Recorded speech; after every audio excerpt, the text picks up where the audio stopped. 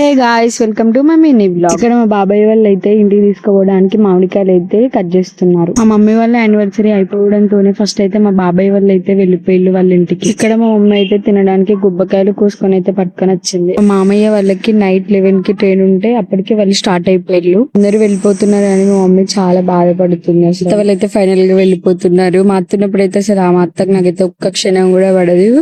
ఉండని రోజులు మంచిగా టైం పాస్ అయ్యేది. ఇప్పుడు ఇవి కూడా పోతాది. మామయ్యకి అయితే అస్సలు అంటే అస్సలు బుద్ధి కాలేదు, కానీ వెళ్ళాల్సిన పరిస్థితి. ఎందుకంటే ఇంటి దగ్గరికి వెళ్ళినాక మొక్కజొన్న అవన్నీ వేసుకోవాలి కాబట్టి పక్కా పోవాల్సిందే. మా మమ్మీ మా మామయ్య అయితే చాలా అంటే చాలా క్లోజ్. అసలు ఎంత బాధపడుతున్నారో అసలు వాళ్ళని చూస్తే నాకే ఏడుపు వస్తుంది. ఫైనల్ గా మా మామయ్య మా బాబాయ్ వాళ్ళందరూ వెళ్ళిపోయారు. లాస్ట్ కి నేను, మా మమ్మీ, మా డాడీ మేము ముగ్గురు వెళ్ళాం. ఇంకొన్ని రోజులైతే నేను కూడా వెళ్ళిపోతా. మా మమ్మీ చూడండి అసలు ఎంత ఏడుస్తుందో.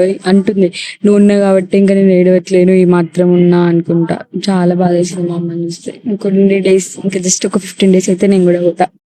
చాలా మిస్ అవుతా వీళ్ళందరినీ.